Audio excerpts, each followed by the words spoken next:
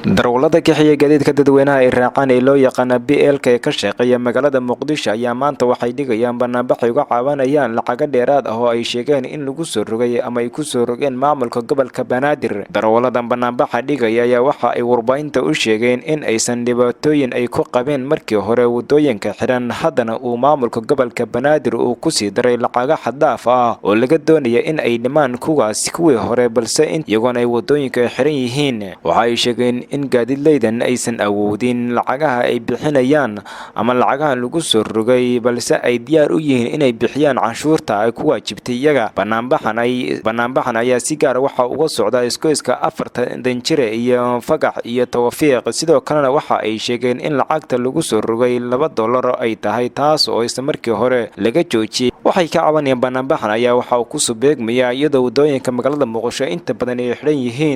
Darawalada media kala soco wararkii u dambeeyay dibad iyo caalamka ku xidhnow Darawalada media goor kasta iyo goor walba. Ha moogaan Darawalada media.